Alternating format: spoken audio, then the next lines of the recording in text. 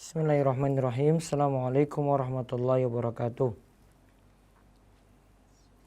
Alhamdulillahirabbil alamin. Hamdan katsiran thayyiban mubarakan fi kama yuhibbu rabbuna wa yardah. Wa asyhadu an la ilaha illallah wahdahu la syarikalah wa asyhadu anna Muhammadan abduhu wa rasuluh.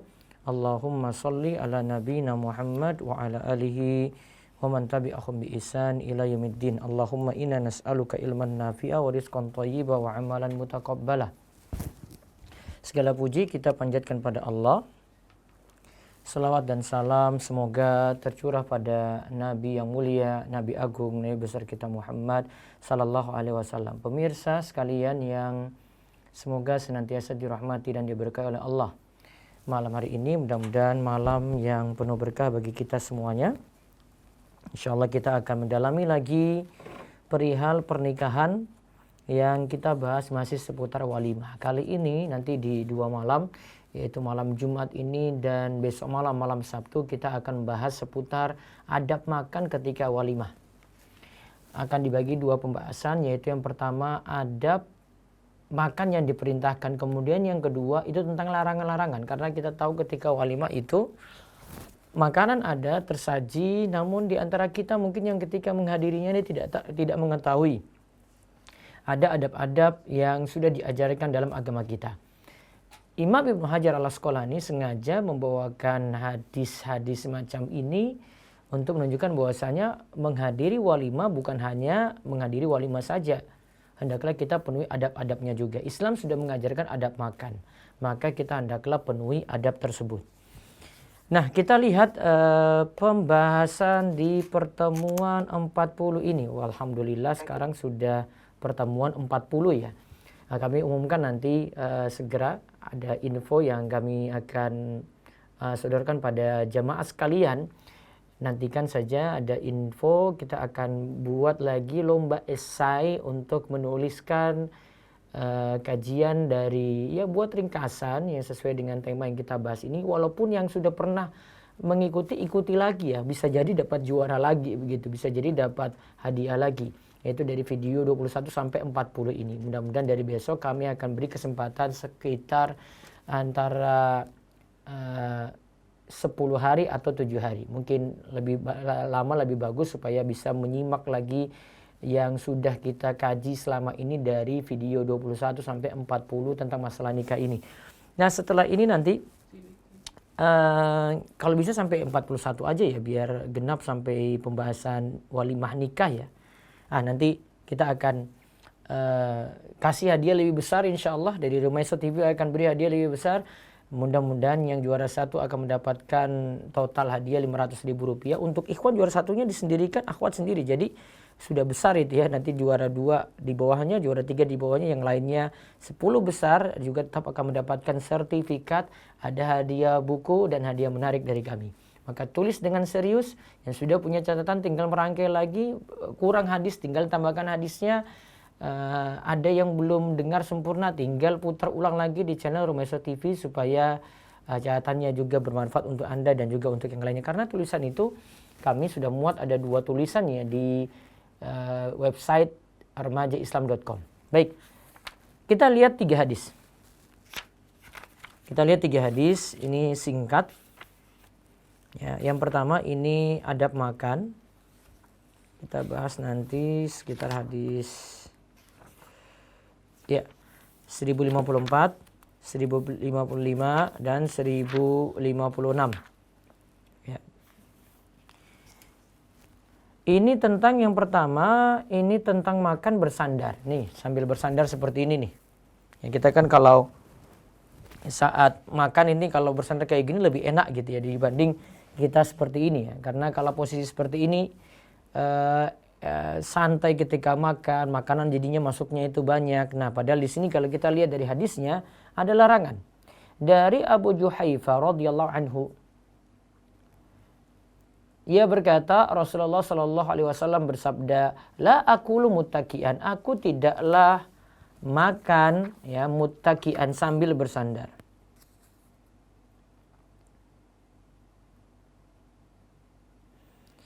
Hadis ini diriwayatkan oleh Imam Bukhari. Hadis ini diriwayatkan oleh Imam Bukhari dalam kitab At-Ta'imah. Bab al-aklu muttaki'an, makan sambil bersandar. Kesimpulan dari Syekh Abdullah Al-Fauzan bahwa hadis ini jadi dalil Nabi Shallallahu Alaihi Wasallam berusaha untuk makan tidak bersandar, karena makan bersandar ini kata Syekh Abdullah Fauzan mimman yuksirul akla wa yakbalu alaihi burghah. Itu kesimpulannya membuat orang itu akhirnya banyak makan. Ya, akhirnya membuat orang itu banyak makan.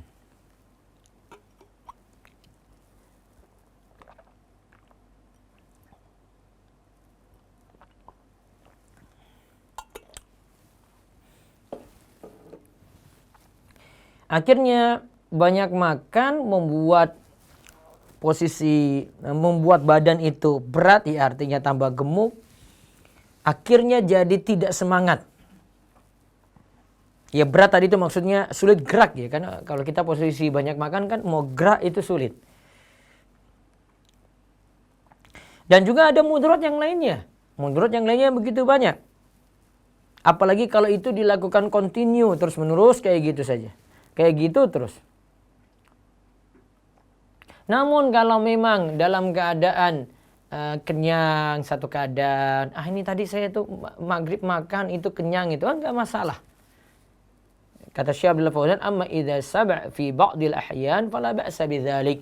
Adapun jika seorang itu kekenyangan pada satu keadaan, ya sebagian keadaan, maka tidaklah masalah. Kata Syekh Abdullah Fauzan, yang namanya bersandar itu yaitu menyandarkan pada salah satu sisi ya. Bisa jadi dia sandar begini, bisa jadi begini atau begini ya. Pada bantal atau selainnya. Ya, kalau kita punya sofa, tembok, ya itu. Atau kalau di kursi itu sandaran belakangnya, ya.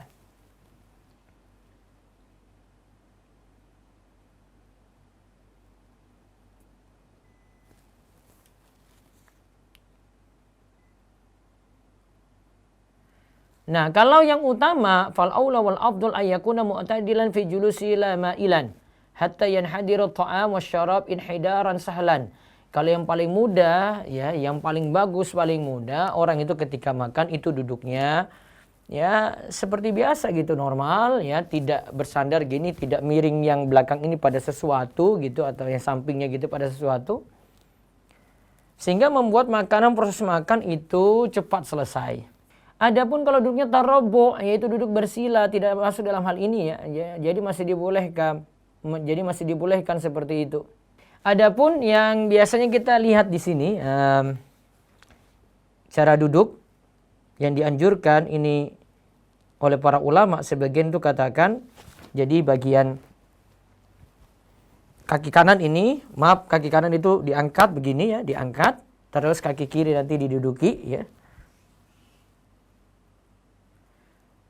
Di sini kata Syekh Abdullah Fauzan, walam yazkur lidzalika dalilan. Tidak disebutkan dalilnya bagaimana, namun ada hadis dari Anas, ra'aitu Nabi SAW muqiyan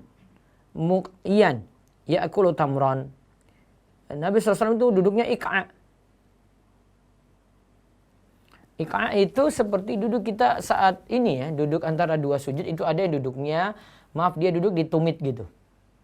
Duduk di atas tumit. Nah ini baru ada. Adapun duduk seperti tadi kata Syekh Abdullah Fauzan, nah ini dikritisi nih. Mesti sebutkan dalilnya bagaimana. Ibnul Qayyim rahimahullah itu katakan duduk yang paling bagus yaitu di mana posisi anggota badan itu sesuai dengan keadaan normalnya. Jadi kalau saya duduk gini ya sudah, gini ya saya duduk. Saya di lantai, saya duduk bersila gitu. Kalau sudah bersandar kan tidak seperti duduk normal dia kan. Karena ada sesuatu dia jadikan sandaran gitu ya. Saya lagi duduk di atas tangga, saya duduknya kayak gitu. Ya sudah, posisi duduknya seperti itu. Nah itu yang paling bagus.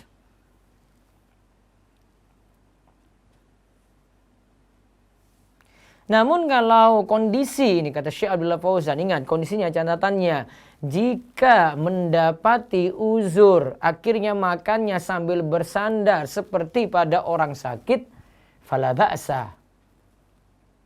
Maka seperti itu tidak masalah.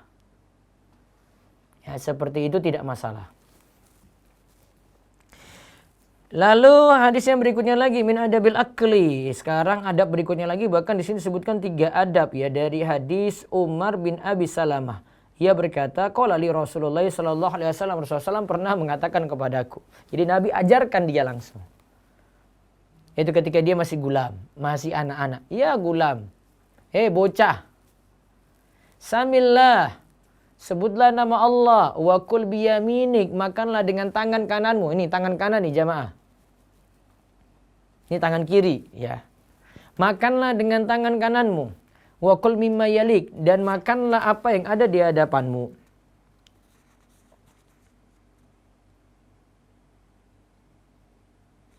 Nah, di sini jadi dalil yang pertama, kalau Syekh Abdullah Fauzan berpendapat wajib membaca bismillah sebelum makan. Dan ini pendapat yang paling rajih di antara pendapat para ulama. Berarti ada perbedaan pendapat. Namun Syekh Abdullah Fauzan lebih cenderung pada pendapat makan sambil baca bismillah. Memulai makan dengan baca bismillah hukumnya wajib. Ya, memulai makan dengan baca bismillah hukumnya wajib. Karena tadi Nabi SAW memerintahkan kepada Umar bin Abi Salamah untuk baca bismillah. Padahal dia gulam shaghir, dia itu bocah. Dan hukum asal untuk perintah itu al-wujub. Dan tidak ada dalil yang memalingkan ke makna yang lain. Namun Imam Nawawi punya klaim ijma' juga bahwasanya ya baca bismillah cuma sunnah. Tapi kita dapat sanggah bahwasanya ada ulama lain yang berpendapat itu wajib. Jadi intinya yang paling aman ya terserahlah mau wajib atau sunnah dalam masalah ini, yang para ulama beda pendapat. Seorang muslim biar makannya jadi lebih berkah, biar tidak diganggu setan, biar makannya juga bukan hanya kenyang saja, ada keberkahan yang diambil, dia mulai makan dengan membaca bismillah. Ustaz, apakah boleh ditambahkan dengan Ar-Rahman Ar-Rahim? Kalau Syekh Abdullah Fauzan katakan, kalau teks hadis dimaksudkan baca bismillah, namun seandainya ditambahkan dengan Ar-Rahman Ar-Rahim, fala ba'sa. Ditambahkan dengan Ar-Rahman Ar-Rahim, fala ba'sa, tidak masalah. Bahkan Imam Nawawi katakan baca Bismillahirrahmanirrahim itu lebih afdal.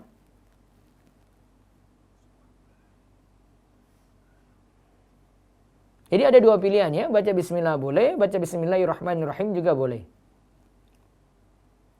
Nah, yang para ulama beda pendapat yang kata Syekh Abdullah Fauzan adalah jika kita makan berjamaah ini ada 3 orang ya makannya misalnya. Kan makannya bareng-bareng satu tempat ya. Apakah masing-masing di antara kita yang makan bareng itu baca bismillah ataukah cukup saja satu gitu ya? Maka Syekh Abdullah Fauzan katakan, jika satu orang itu membaca bismillah, maka kalau menurut pendapat Imam Syafi'i, ya cukup satu membaca maka mencukupkan yang lain.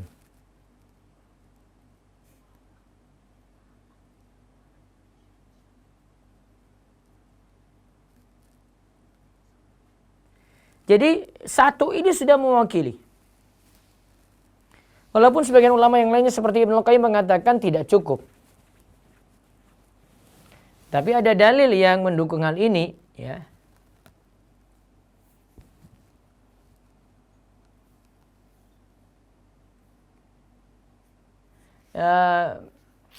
Ada orang yang makan, yaitu Arab Badui makan bersama Nabi SAW. Kemudian ada 6 orang di situ. Ada orang Arab Badui datang, dia makan 2 suapan. Kemudian, amma innahu law sama lakafakum. Nabi SAW katakan, andai si dia ini, Arab Badui ini ucapkan bismillah, maka cukup bagi kalian. Dia buru-buru makan, dia baca bismillah, cukup bagi kalian. Berarti cuma diwakilkan saja, maka sudah baca bismillah itu mewakilkan pada yang lain. Yang lainnya sudah cukup, tidak perlu baca lagi, tidak masalah. Namun kalau masing-masing membaca itu lebih afdal. Kemudian faedah yang lainnya lagi, hadis ini jadi dalil wajibnya makan dengan tangan kanan. Nih, tangan kanan. Syekh Abdullah Fauzan katakan ini pendapat yang paling rajih, pendapat yang paling kuat dari pendapat para ulama yang ada. Karena Nabi SAW memerintahkan kepada Umar bin Abi Salamah untuk makan dengan tangan kanan. Padahal dia itu gulam shaghir, bocah. Dan ingat hukum asal perintah wajib. Dan tidak ada dalil yang memalingkan dari makna wajib ini. Kita tidak pernah melihat Nabi SAW suruh atau biarkan makan dengan tangan kiri. Buktinya Nabi SAW ingatkan ada yang makan dengan tangan kiri, Nabi suruh ganti dengan tangan kanan.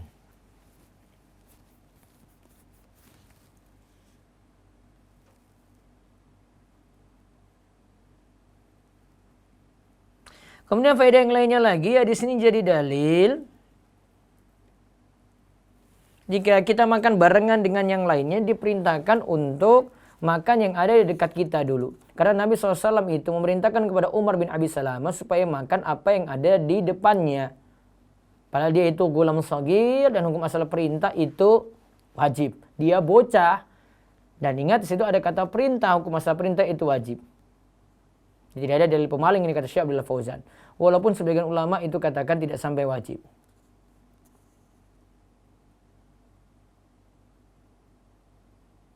Namun kalau memang tidak ada makanan yang dia butuh. Ini di depan sini nggak ada, tapi di seberang sana ada di tempat temannya. Misalnya ada buah di situ ya. Dia ambil gitu saja nggak masalah. Karena dia butuh untuk ambil itu.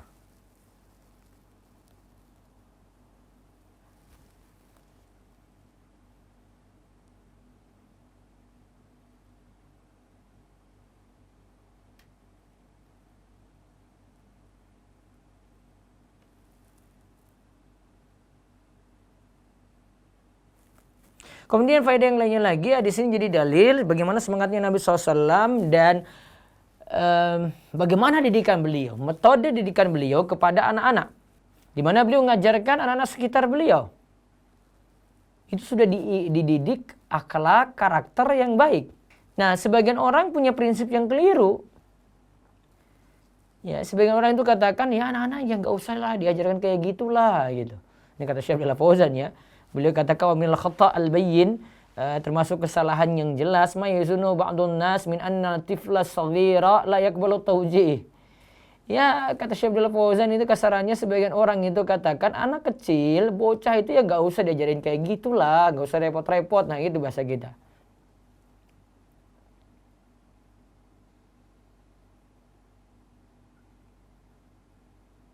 Padahal para pakar pendidikan yang mendidik itu katakan bahwasanya sesuatu yang dibiasakan dari kecil itu akan mudah dilakukan ketika sudah besar. Kalau ketika kecil saja sudah tidak diajarkan kayak gitu, gimana nanti ketika besarnya? Jadi jangan remehkan adab ini ya. Maka prinsip sebagian orang sudah nggak usah ngajarkan anak kecil kayak gitu, biarin saja, dia masih bocah. Enggak, kadang mesti diajarkan gitu. Kadang contoh, ini yang saya baru buat status di Instagram ini ya, di Parenting Ruqayyah. Contoh saja, ini orang tua sepertinya kurang didikan, dia sudah memberikan anak HP karena tuntutan sekolah online saat pandemi ini. Kemudian anak tersebut pakai HP, WA-an, kadang dia juga WA-an sama gurunya, dia menyapa ustadznya gitu ya. Kadang ustadznya nggak jawab karena memang ada kesibukan, gurunya nggak jawab, ada kesibukan, dia ulang-ulang panggil gitu. Dia mungkin pakai ping juga gitu. Seperti ini kurang beradab saya menilai. Ya.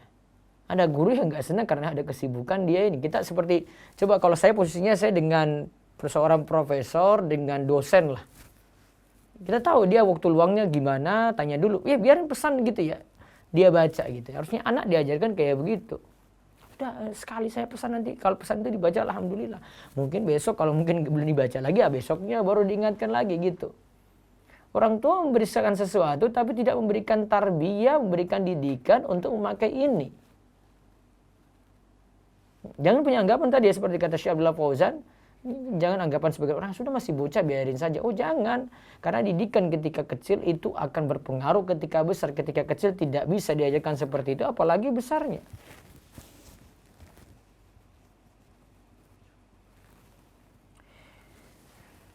Terus yang terakhir untuk malam hari ini yaitu perintah makan dari jawani bil qas'ah, dari pinggir dulu kemudian tengah. Nah, itu.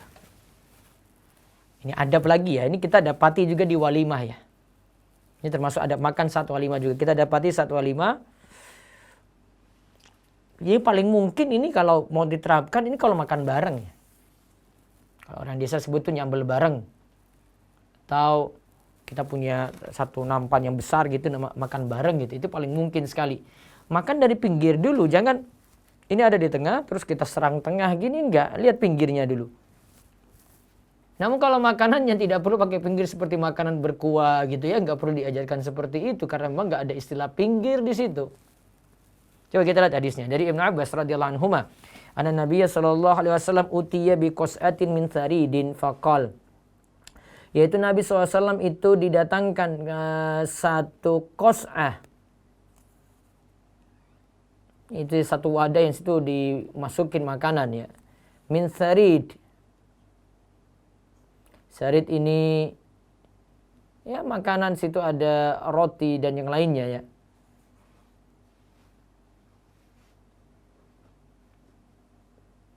Terus dikatakan oleh Nabi Shallallahu Alaihi Wasallam, kulu min jawanibiha, makanlah dari pinggirnya, wala ta'kulu min wasatiha, dan jangan makan dari tengahnya. Nah itu ya. Makan dari pinggir, jangan makan dari tengah. Fa inal barakata tanzilu fi wasatiha. Karena berkahnya itu pada tengahnya. Jadi kan berkahnya terakhir. Ruwahul arba'ah, dikeluarkan oleh yang empat. Yang empat sini Abu Daud, An-Nasa'i. Juga ada Tirmizi dan Ibnu Majah. Lalu lafaznya lafaz milik Nasa'i dan sanadnya itu sahih kata Imam Ibnu Hajar. Dan Syekh Abdullah Fauzan juga katakan sanad hadis ini sahih. Maka kita ambil kesimpulan hadis ini jadi dalil disunahkannya makan dari pinggir dan tidak dari tengah. Makruh kalau dari tengah. Ini yang disunahkan. Ini adab syar'i. Ini dianjurkan oleh Nabi kita Muhammad sallallahu alaihi wasallam. Karena apa tadi? Karena yang berkahnya itu di tengah.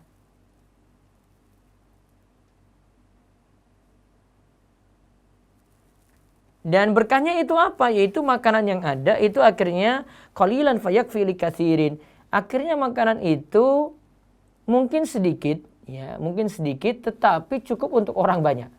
Karena semua kan enggak nyerang tengah kan? Yang ambil sedikit, yang pinggir lagi sedikit, yang pinggir lagi sedikit, yang pinggir lagi. Kalau kita ambil dari tengah langsung bisa habis gitu. Juga keuntungannya kalau dari pinggir tadi, kalau ini makan bareng ya, bisa makan terus.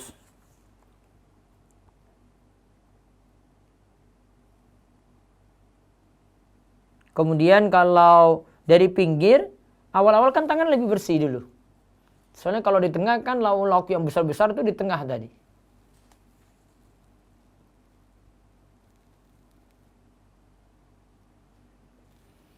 Dan itu dapat merusak suasana juga kalau kita makan bareng terus ada yang ngambil di tengah gitu. Namun kalau jumhur katakan makruh yang dilarang sini adalah makruh tanzi ya, makruh. Baiknya tidak dilakukan karena ini terkait dengan adab ya. Namun tidak sampai haram. Walaupun Imam Syafi'i ada nas di sini katakan haram.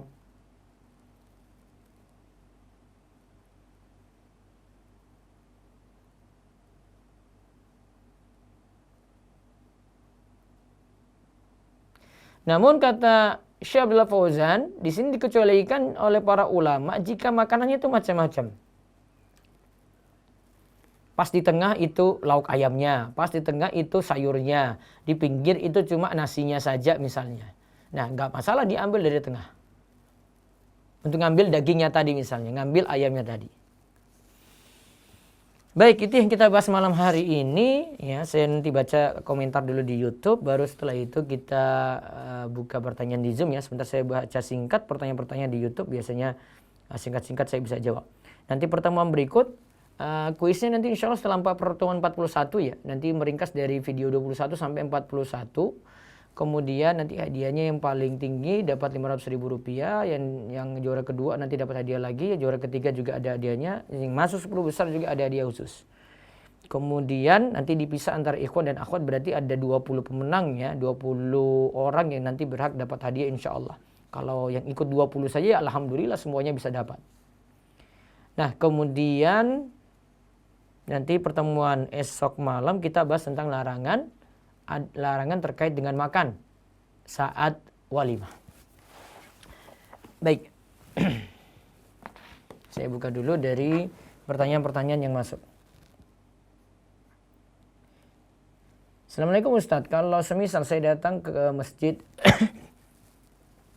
kemudian ditawarkan makanan, di mana makanan disajikan setelah yasinan malam Jumat, apa boleh saya makan? Saya tidak ikut yasinannya, cuma makan aja. Tidak enak juga kalau nolak, soalnya ini negara orang. Lihat masalahnya ya, kalau memang asalnya sih secara zat makanannya tidak sampai haram gitu, ini cuma masalah loyalitas. Kalau kita dianggap loyal dengan acara itu, misalnya dia katakan gini, kamu itu cuma makan aja, disuruh ikut yasinan kamu gak mau gitu. Ini baru jadi pertimbangan ya, mendingan gak usah makan. Namun kalau tidak ada komentar kayak gitu, silakan untuk menikmati. Ustadz izin bertanya, misal suami mendapat hibah penelitian dan sebagian dananya ada yang dianggarkan untuk souvenir. Qadarullah istrinya menjual tas dan kue-kue. Kalau misal suami membelanjakan dana souvenir tersebut di tempat istrinya, apakah boleh tujuannya untuk membelikan souvenir dan melarisi dagangan istri? Kalau biar tidak terjadi korupsi apa-apa gitu ya, dituduh macam-macam juga, baiknya beli pada pedagang lain saja. Wallahu a'lam. Ustadz, bagaimana hukumnya berinfak di masjid yang masih mengadakan acara bid'ah? Apakah infaknya diterima atau termasuk tolong-menolong dalam maksiat? Kan tidak semuanya untuk acara maksiat ya. Asalnya masih boleh bantu, niatkan saja untuk kebaikan. Ustadz, sebelum sholat tahajud kan ada sholat sunnah 2 rakaat sebelumnya. Iya. Nah itu caranya bagaimana dan bacaannya? Oh ini 2 rakaat ringan ya. Sebagian menyebut dengan doa iftitah, sholat iftitah ya, pembuka. Bacaannya tetap Al-Fatihah, baca surat pendek terserah. Rakaat pertama demikian, rakaat kedua juga pendek, ringkas, tetap baca Al-Fatihah di situ dan surat pendek. Cara yang lainnya sama. Ustaz, bagaimana hukumnya memakai barang KW yang sudah terlanjur dibeli karena dulu belum tahu? Kalau sudah terlanjur tidak masalah. Ustaz, misal kita ikut turnamen game, ya, misalkan kita menangkan, apakah boleh mengambil hadiahnya?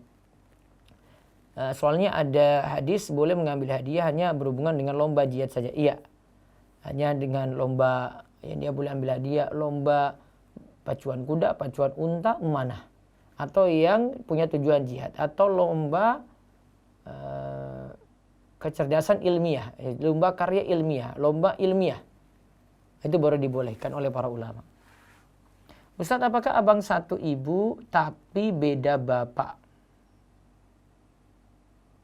Ya, itu termasuk saudara laki-laki kandung dan bisa menjadi wali nikah.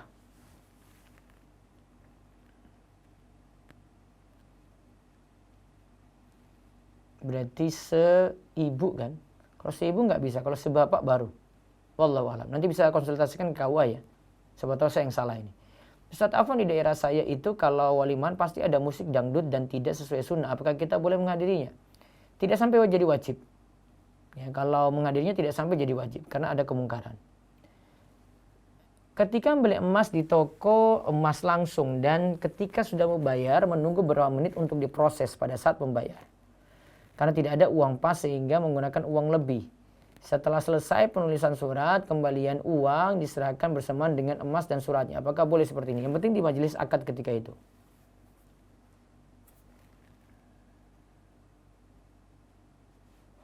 Ustadz, sewaktu anak sekolah pernah punya teman laki-laki, dia sendiri yang bilang bahwa dia bisa melihat jin dan mengetahui kisah baik dan buruk orang lain. Anak sudah lama tidak menganggap teman tapi dia masih menganggap teman dan sudah menghubungi anak. Terkadang anak merasa takut dan khawatir. Tolong bagaimana agar melindungi anak dan bagaimana sikap anak? Ya baiknya tidak kalau mau menjodohkan dengan dia baiknya enggak. Ya dia punya keanehan gitu, itu aja. Dia kesimpulannya punya keanehan karena bisa melihat sesuatu yang gaib. Ya, baiknya timbang-timbang di situ. Izin bertanya, pada saat bangkit dari sujud menuju rokaat berikutnya, jadi kaki saya terangkat lumayan agak lama Ustadz. Apakah sholat saya sah? Sholatnya sah. Baik, saya buka dulu pertanyaan di YouTube, monggo.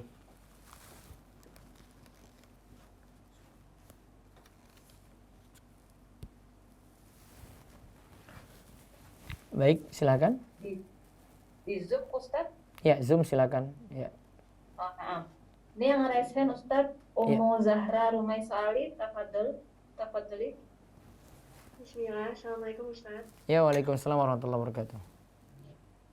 Ini kebetulan ada yang undang saya sunatan. Ini kan lagi keadaan kayak gini, saya sih sebenarnya nggak mau datang, cuman nih kalau undangan itu wajib ya Ustadz. Jadi baiknya saya datang sebelum tidak acara. sampai, kalau memang masalah seperti pandemi saat ini tidak jadi wajib, Bu. Uzur itu namanya.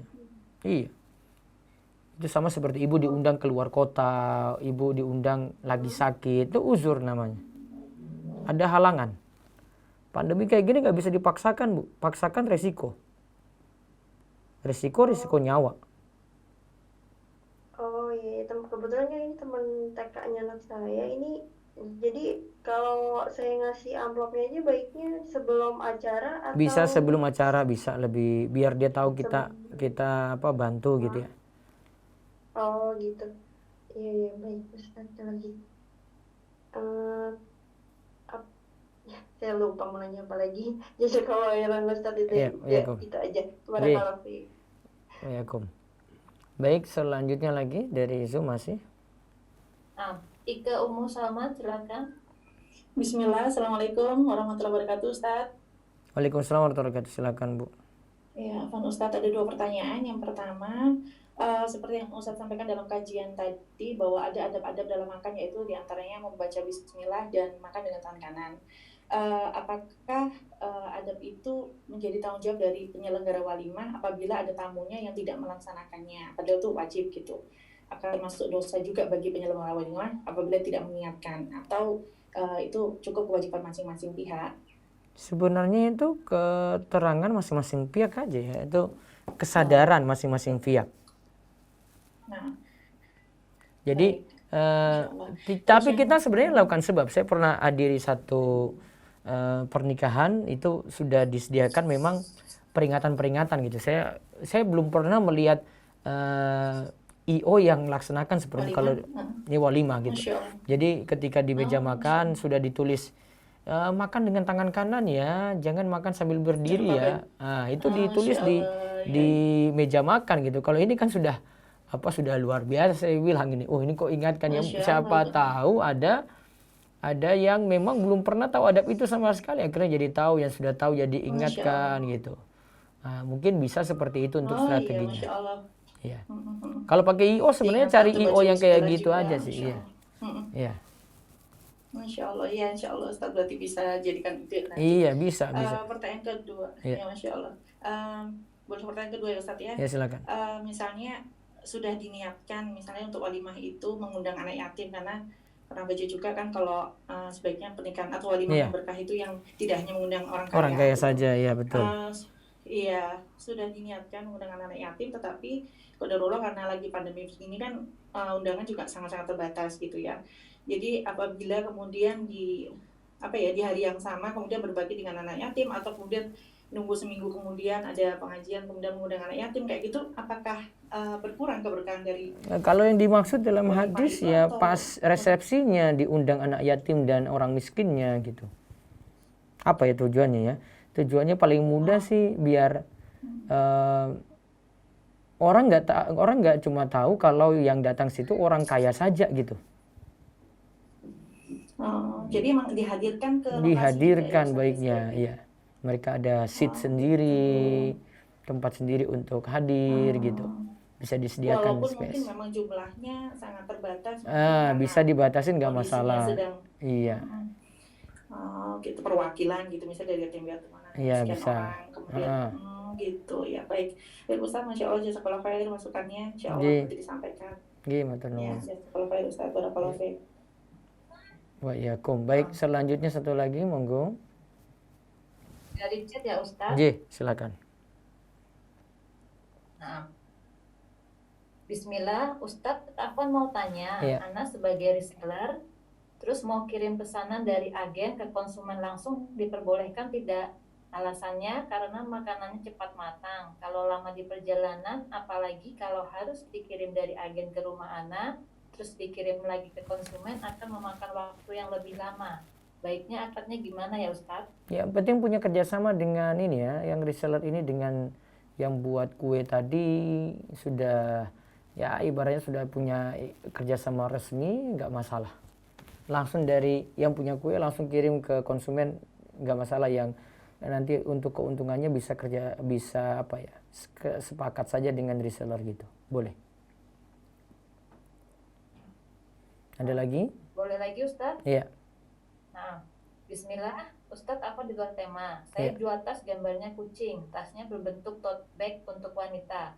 Bagaimana hukumnya Ustadz? Tujuan saya jual tasnya, bukan gambarnya. Iya, tapi sengaja buat gambar gitu ya. Asalnya dihindari, walaupun tujuan pokok itu jual tas. Tapi tasnya ini kan yang membuat orang menarik pada gambarnya gitu. Saran saya dihindari saja, apalagi gambar kucingnya utuh. Gambar kucingnya utuh dihindari, itu lebih aman. Ya silakan, masih dari Zoom monggo. Nah. Assalamualaikum warahmatullahi wabarakatuh Ustadz. Waalaikumsalam warahmatullahi Ana izin wabarakatuh. bertanya. Iya. Apakah Ana termasuk anak yang durhaka karena tidak mengikuti perintah mama untuk tidak menggunakan cadar saat walimahan? Awalnya mama sudah setuju dan memberikan izin untuk memakainya saat walimahan nanti karena memang Ana bercadar. Tapi kemarin kakek Ana menangis di depan mama Ana, melarang Ana agar tidak memakai cadar Ana saat walimahan. Sedangkan Ana pasti dalam kondisi didandani Ustadz dan masih ada campur baur juga saat acara. Apa yang seharusnya Ana lakukan Ustadz? Nah ini masalah terus sisi lain? Di sisi lain, Ana takut Allah tidak ridho dengan pernikahan Ana karena bertabarruj. Di lain sisi, dia Ana yang tidak nikah ingin ya. menjadi anak yang durhaka kepada orang tua. Mohon pencerahannya Ustadz. Kalau mau buka cadarnya, yang penting dia cuma di hadapan para wanita saja. Memang laki-laki, posisi laki-laki sendiri, pengantin pria sendiri, pengantin wanita sendiri, sekat. Terus nanti tamu laki-laki berhadapan dengan laki-laki, tamu perempuan gitu. Itu kalau buka nggak masalah. Ya buka cadarnya nggak masalah, karena perempuan yang ngelihat dia gitu. Ya tidak masalah untuk itu. Jadi bisa timbang-timbang di situ ya. Kalau memang nggak bisa disekat kayak tadi yang saya bilang, ya amannya memang pakai cadar kalau memang dia sudah punya prinsip seperti itu. Wallahu a'lam. Baik, saya baca dulu lewat YouTube sebentar sambil tunggu telepon. Ada telepon masuk, silakan. Belum. Bagaimana adab hadir walimah menolak makan ketika sedang berpuasa? Kemarin sudah kita bahas ya. Terlewat nih yang nanya. Sebentar. Telepon dulu ya. Assalamualaikum. Waalaikumsalam Ustaz. Iya, Bu Guru silakan. Nggih. Nah, yang pertama, Ustaz, kalau saya ngajarnya terlambat, kemudian saya hitung lambatnya, saya langsung bisa bayar hari itu atau nunggu gajian dulu, Ustaz? Bisa barengan gajian, bisa hari itu juga, nggak masalah. Langsung bisa, nggak apa-apa. Jadi terhitung untuk menghilangkan itunya gaji itu, Ustaz ya? Iya, betul. Nah, kemudian yang kedua, Ustaz, kalau orang tua murid ngasih jajan, makanan segala macam, atau murid ngasih oleh-oleh orang tuanya yang naik haji segala itu, boleh nggak ke guru? Kalau dikasih rata ke semua guru boleh dimanfaatin. Oh, tapi kalau cuma untuk Bu Guru saja, itu semisoko. Oh. Jadi kalau seandainya saya dikasih, kemudian saya taruh di kantor biar semua merasakan gitu, Ustaz, boleh juga? Nah, itu lebih aman. Oh, oke. Terus gini, yang ketiga, Ustaz, orang tua saya itu kan pernah terima sogok karena pemilihan kepala desa. Iya.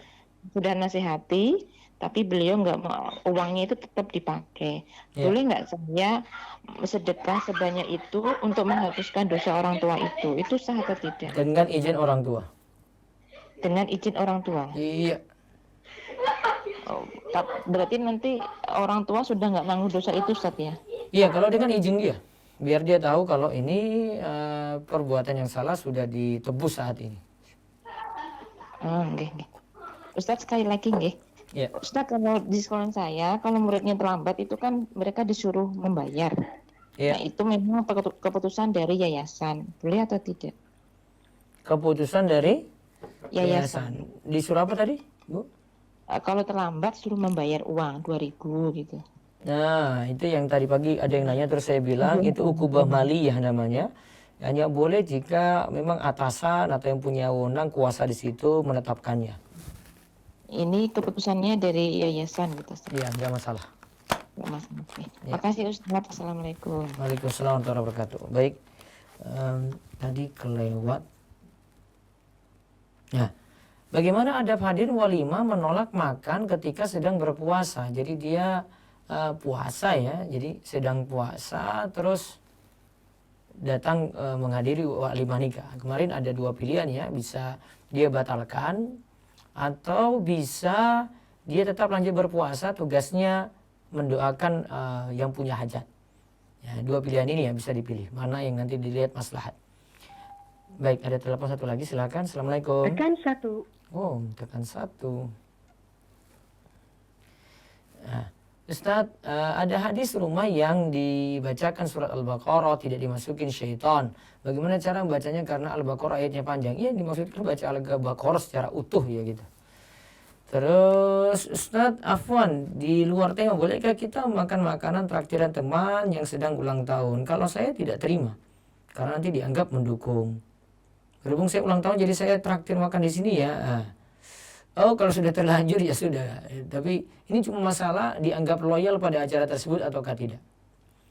Bagaimana hukum bekerja menjadi sales bahan pokok namun ada customer yang tempatnya berada di bank atau gereja? Apakah pekerjaan sales tersebut termasuk tolong-menolong dalam keburukan? Kalau untuk yang tadi kerja di bank ya, dia kan bisa jadi punya penghasilan yang lain juga gitu ya, misalnya. Maka kalau dia beli asalnya boleh. Ya, kalau yang di gereja, kalau itu untuk acara gereja tidak boleh.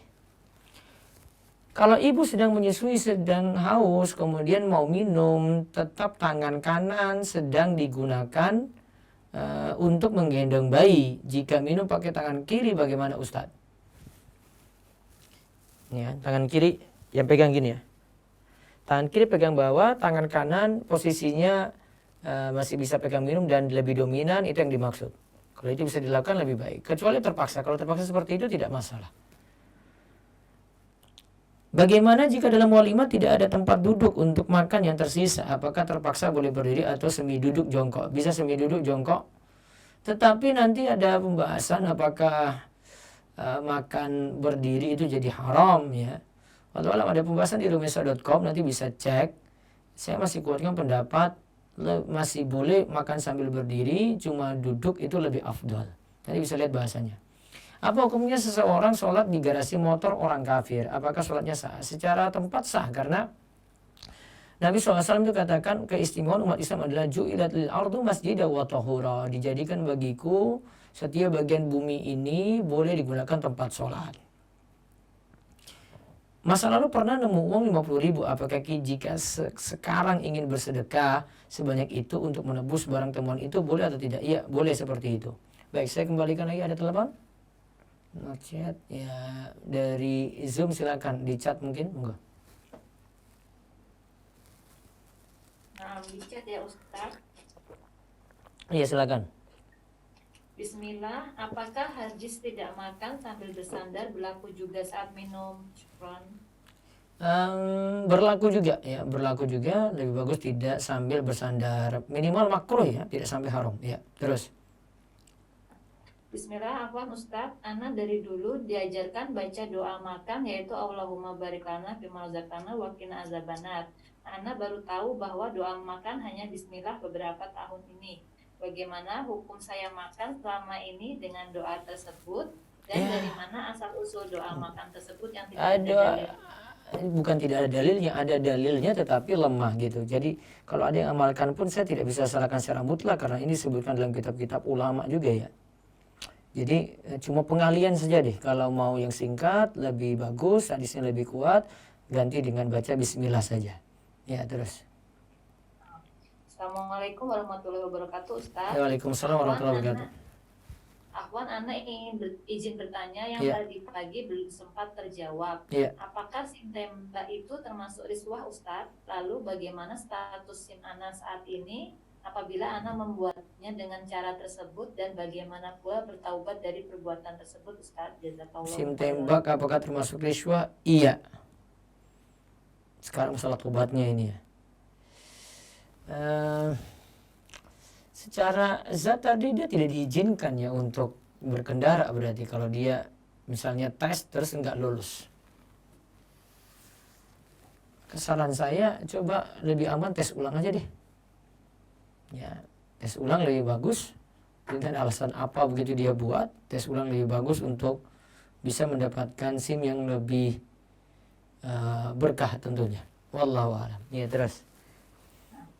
Ustadz, saya tidak hanya untuk digunakan untuk menulis dan hal-hal mubah. Iya. Kalau makan, saya pakai tangan kanan, Ustadz, Iya. namun dibantu dengan garpu dan sendok karena tangan kanannya lemas. Hukumnya gimana, Ustadz? Tetap berusaha dengan tangan kanan. Saya yakin masih bisa dengan tangan kanan. Coba berusaha terus, ya semoga Allah mudahkan. Ya, terus. Assalamualaikum, apakah ada makan Waalaikumsalam. camilan sama dengan makan besar? Sama ya. Saya makan gorengan ya, tetap tangan kanan.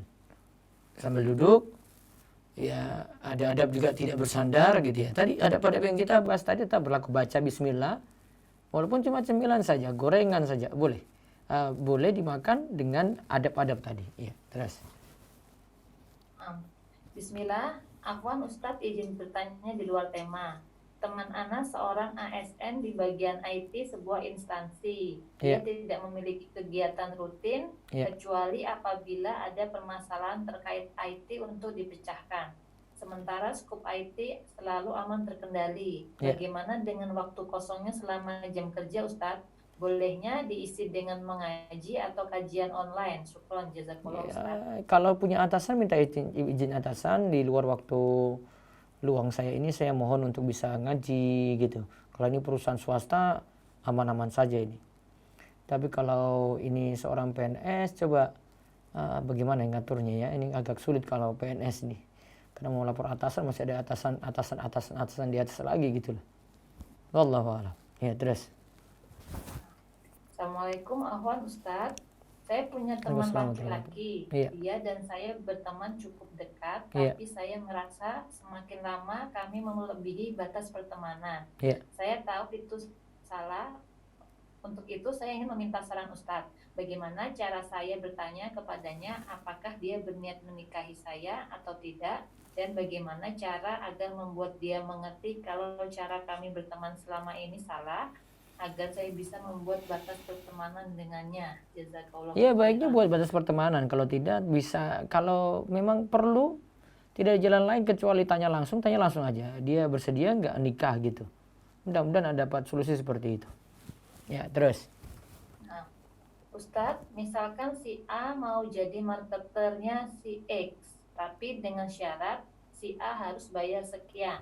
Lalu jika ada konsumen yang beli dengan si A, transfernya ke nomor rekening si X dan pengirimannya langsung dari si X ke alamat konsumen. Tapi nama pengirimnya atas nama si A, Ustadz. Jual beli seperti itu apakah boleh, Ustadz? Boleh. Termasuk dropship? Ya, kayak seperti sistem dropship dan dibolehkan. Yang penting dropshipper ini sebagai marketer, wakil dari yang punya barang. Nanti pengiriman uangnya langsung ke dropshippernya atau ke yang punya barang dua-duanya boleh. Ya. Wallahu a'lam. Ya, terus. Ada dua lagi Ustadz ini. Assalamualaikum Ustadz, apakah anak dari saudara sepersusuan adalah termasuk mahram? Anak dari saudara sepersusuan, dia panggil berarti keponakan sepersusuan. Iya kan? Panggil keponakan sepersusuan berarti mahram. Terus. Nah, satu terakhir Ustadz, apakah seorang wanita yang membubarkan para pemuda yang minum minuman keras di halaman rumah wanita tersebut, sedang wanita tersebut belum menikah dan tinggal sendiri, apakah ini termasuk melawan musuh-musuh Allah Ataukah wanita ini harus bersabar saja? Jazakallah khairan Ustaz. Ya kalau mau aman, dia masalahnya rawan juga bagi dia ya, maka coba laporkan saja ke Pak RT atau pihak berwenang untuk mengurusnya. Itu lebih aman. Dari si wanita dia tidak dapat gangguan macam-macam gitu. Baik, ada terakhir itu Resen. Nah, Ibu Ernita silakan. Ernita silakan dibuka mic-nya, Bu. Assalamualaikum Ustadz. Iya, waalaikumsalam warahmatullahi wabarakatuh. Silakan. Ustadz, Ana mau bertanya. Iya. Ayah Ana kan orang PNS di instansi pemerintahan di Panti Jompo. Iya. Nah, di Panti Jompo itu banyak sekali sumbangan, tapi lebih banyak itu yang nyumbang itu dari non-muslim, terutama orang-orang Cina gitu Ustadz. Iya. Itu sampai sumbangan itu banyak ke makanan Ustadz. Iya. Sampai ke pegawai-pegawai, sampai melebihi dari untuk tercukupi untuk lansianya tercukupi sampai pegawai pun dapat. Gimana hukumnya kita makan makanan dari sumbangan tersebut, Ustaz? Asalnya sumbangan itu untuk kepentingan orang-orang jompo di situ ya, atau mungkin untuk para pengurusnya saja sebatas kebutuhannya. Selain itu tidak boleh dimanfaatin lagi. Kalau di luar kebutuhan ada kelebihan tidak boleh dimanfaatin. Wallahu a'lam. Satu lagi Ustaz, terus juga orang-orang non-muslim itu kadang menghadiahkan para lansia itu kayak umroh gitu Ustaz. Itu gimana hukumnya Ustaz?